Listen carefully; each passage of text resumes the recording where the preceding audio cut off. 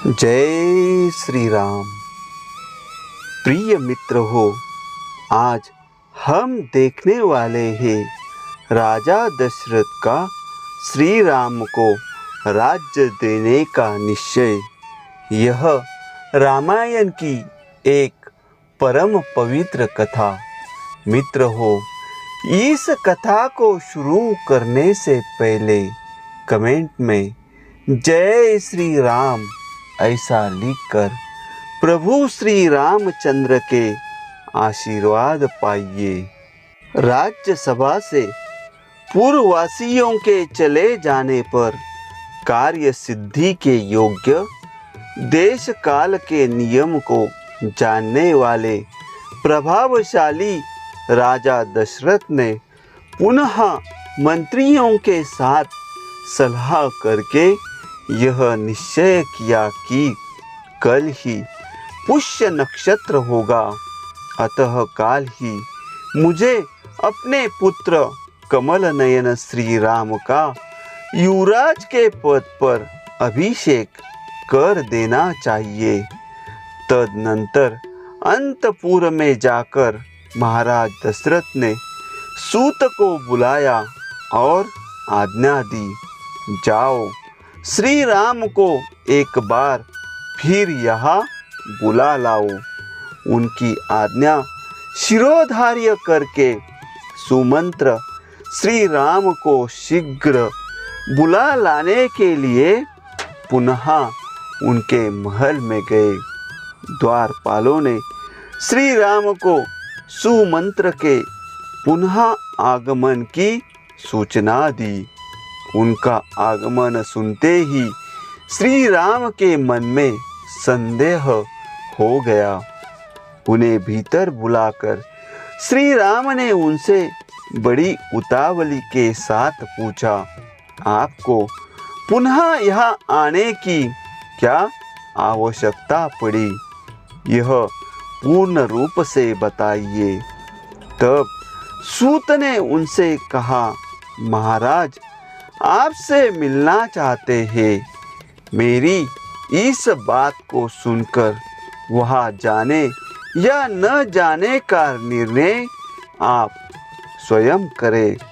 सूत का यह वचन सुनकर श्री रामचंद्र जी महाराज दशरथ का पुनः दर्शन करने के लिए तुरंत उनके महल की ओर चल दिए। श्री राम को आया हुआ सुनकर राजा दशरथ ने उनसे प्रिय तथा उत्तम बात कहने के लिए उन्हें महल के भीतर बुला लिया। पिता के भवन में प्रवेश करते ही श्री राम रघुनाथ जी ने उन्हें देखा और दूर से ही हाथ जोड़कर वे उनके चरणों में पड़ गए।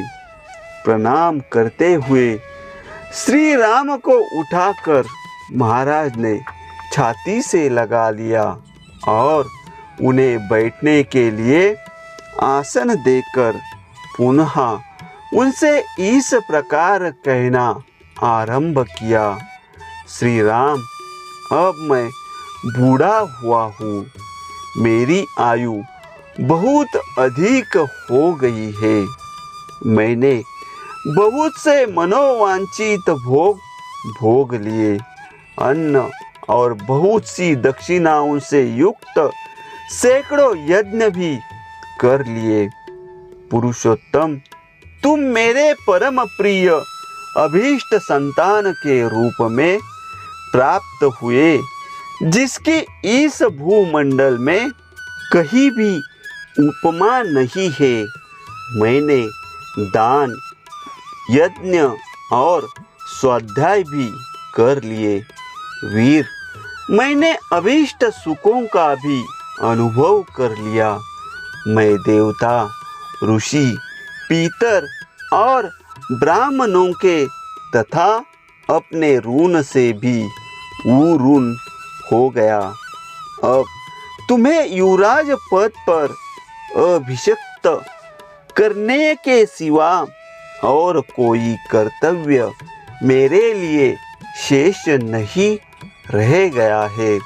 अतः मैं तुमसे जो कुछ कहूँ, मेरी उस आज्ञा का तुम्हें पालन करना चाहिए। बेटा, अब सारी प्रजा तुम्हें अपना राजा बनाना चाहती है। अतः मैं तुम्हें युवराज पद पर अभिषिक्त करूँगा। रघुकुल नंदन श्री राम, आजकल मुझे बड़े बुरे सपने दिखाई देते हैं। दिन में वज्रपात के साथ साथ बड़ा भयंकर शब्द करने वाली उल्काएं भी गिर रही है।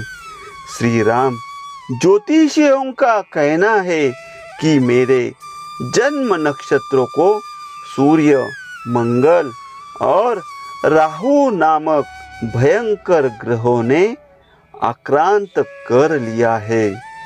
ऐसे अशुभ लक्षणों का प्राकट्य होने पर प्राय राजा घोर आपत्ति में पड़ जाता है और अंततोगत्वा उसकी मृत्यु भी हो जाती है। अतः रघुनंदन, जब तक मेरे चित्त में मोह नहीं छा जाता, तब तक ही तुम युवराज पद पर अपना अभिषेक कर लो, क्योंकि प्राणियों की बुद्धि चंचल होती है। आज चंद्रमा पुष्य से एक नक्षत्र पहले पुनर्वसु पर विराजमान है। अतः निश्चय ही कल वे पुष्य नक्षत्र पर रहेंगे, ऐसा ज्योतिषी कहते हैं। इसलिए इस पुष्य नक्षत्र में ही तुम अपना अभिषेक कर लो। शत्रुओं को संताप देने वाले वीर, मेरा मन इस कार्य में बहुत शीघ्रता करने को कहता है। इस कारण कल अवश्य ही मैं तुम्हारा युवराज पद पर अभिषेक कर दूंगा। अतः तुम इस समय से लेकर सारी रात इंद्रिय संयम पूर्वक रहते हुए वधू सीता के साथ उपवास करो और कुश की शैया पर सो जाओ। आज तुम्हारे सूर्योदय सावधान रहकर सब ओर से तुम्हारी रक्षा करे, क्योंकि इस प्रकार के शुभ कार्यों में बहुत से विघ्न आने की संभावना रहती है। जब तक भरत इस नगर से बाहर अपने मामा के यहाँ निवास करते हैं, तब तक ही तुम्हारा अभिषेक हो जाना मुझे उचित प्रतीत होता है। इसमें संदेह नहीं कि तुम्हारे भाई भरत सत्पुरुषों के आचार व्यवहार में स्थित है। अपने बड़े भाई का अनुसरण करने वाले धर्मात्मा, दयालु और जितेंद्रिय है। तथापि मनुष्यों का चित्त प्राय स्थिर नहीं रहता, ऐसा मेरा अनुमान है। रघुनंदन श्री राम, धर्मपरायण सत्पुरुषों का मन भी विभिन्न कारणों से राग, द्वेष आदि से संयुक्त हो जाता है। राजा के इस प्रकार कहने और कल होने वाले राज्याभिषेक के निमित्त व्रत पालन के लिए जाने की आज्ञा देने पर श्री रामचंद्र जी पिता को प्रणाम करके अपने महल में चले गए। मित्र हो, इस प्रकार रामायण का यह परम पवित्र अध्याय संपन्न हुआ। अगला पवित्र अध्याय सुनने के लिए चैनल को सब्सक्राइब कीजिए। और प्रभु श्री राम के आशीर्वाद पाने के लिए कमेंट में लिखिए जय श्री राम।